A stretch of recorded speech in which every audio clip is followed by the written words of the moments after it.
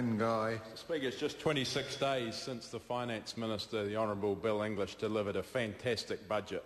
Budget 2010. It's going to rebalance the economy. It's going to reward people and families to get ahead.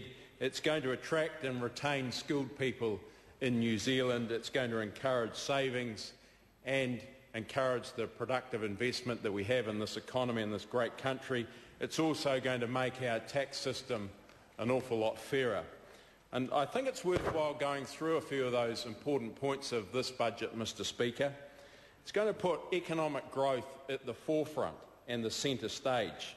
It's going to tilt the economy towards savings, investments and exports and away from borrowing and property speculation, excessive government spending that we saw under the previous government. Secondly, we have announced a major tax reform package. It's right across the board of tax cuts, and that has been particularly well received throughout New Zealand, particularly in my electorate, the wonderful place of Otaki.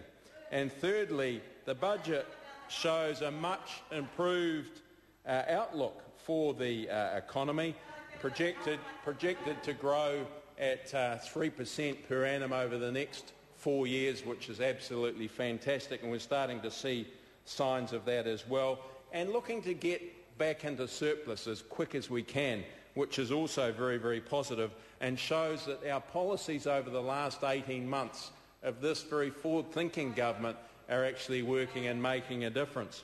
Finally, the government has remained within its $1.1 billion of new spending. In addition, we've moved $1.8 billion over the 4 years into priority frontline services, with a real focus on science, research and technology, ultra-fast broadband, rail and, of course, opening up and unclogging our arteries into roads as well.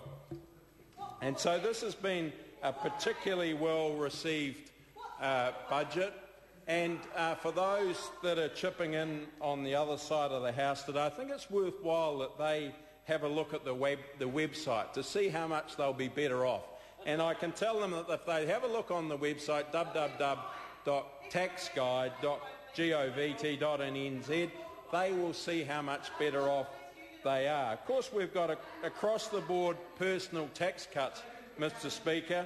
We're also reducing the company tax rate, which is absolutely fantastic, isn't it? That has been reduced, the business tax rate been reduced from 30% down to 28%. Now we're ahead of Australia, and that, we hope, is going to stop that brain drain across the Tasman.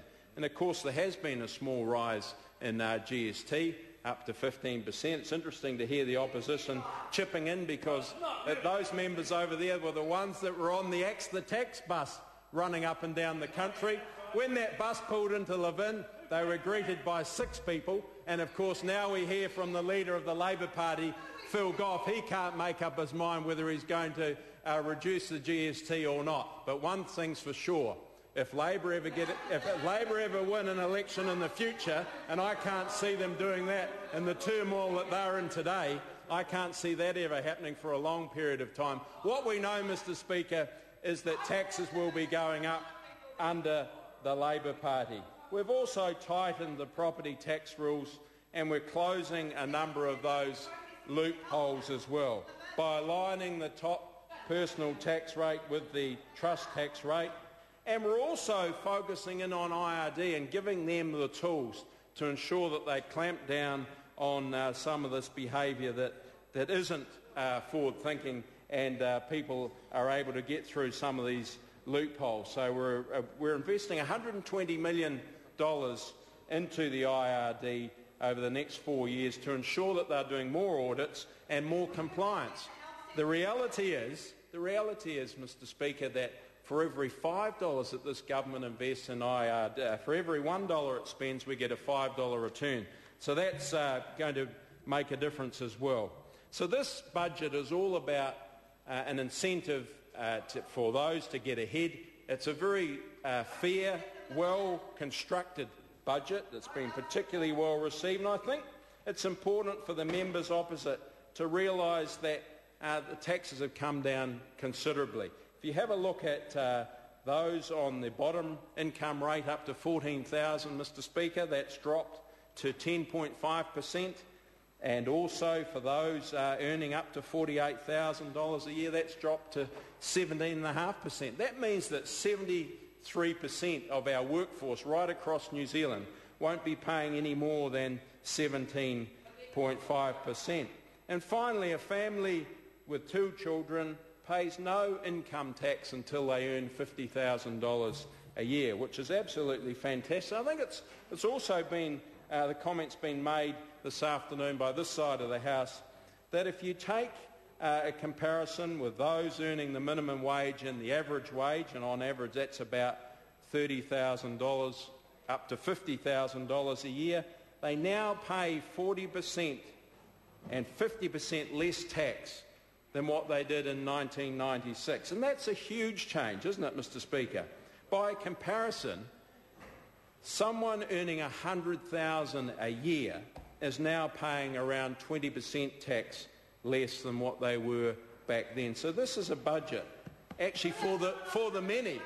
This is a budget for the many and not for the few, as we have heard Mr Goff talk about in the past. There's also a real focus on health and education, which gets the lion's share of this new spending over the next 4 years, as well as a real focus from, as we've heard from the Honourable Peter Sharples, a real focus on science and research and development.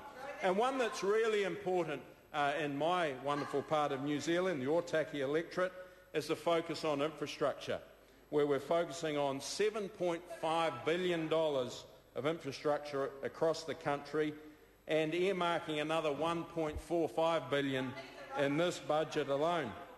A focus on unclogging our arteries. I want to talk a little bit more specifically about this soon, an investment in roads and schools, ultra-fast broadband and rail as well. The other exciting thing is, being Minister of Internal Affairs and also Minister responsible for the New Zealand Library and Archives New Zealanders, I was able to put up a budget bid to the Finance Minister for Archives New Zealand, and I was successful. I was successful for that, and I'm delighted. And that's $12.6 million of new money going into a digital archive, which is going to really help the storage of information for archives and for the National Library. This is new money. It shows how this government values and treasures the work that the National Library does and Archives New Zealand. And if you think about how technology is moving, how in the past we've had zip files and floppy disks and what have you, of course they're all now getting obsolete. And we've got to keep up with this technology and make sure that we're storing this information. So this is a very, very positive investment that I'm excited about. $12.6 million new money into Archives New Zealand and helping the National Library. Of course, we've got $52 million flowing into the National Library as we speak, and the new generation strategy, putting a new roof on there, refurbishment, and soon to be opening a fantastic new library for the people of Auckland and those regions that encompass that. This budget has been fantastically well received. The people of Ōtaki are saying, thank goodness. Thank goodness we're going to look after those, like our superannuitants, where we've got 16,000 in Horowhenua and Kapiti. They're going to be compensated for a small rise in GST. We've also announced this budget $3 million for land for a new school, going to cater for up to 400 people in Waikanae, and a new childhood centre is going to be attached to that as well. Fantastically well received. More money available for community law centres like I've got in Levin, in my hometown, and also a large investment, as I've already alluded to, into the expressway all the way from Wellington Airport to Levin, including Transmission Gully, fantastically positively received. So disappointed to see Labor now going to oppose this expressway through the Wellington region up into Horowhenua. I can't believe that, but Labor have decided to oppose this fantastic investment in roading. And also we've got a turnaround plan for KiwiRail, $250 million invested into KiwiRail. Let's not forget that Labor lost $600 million of taxpayers' money. A very well received budget, 2010, and I commend this to the House. Sue Moroney.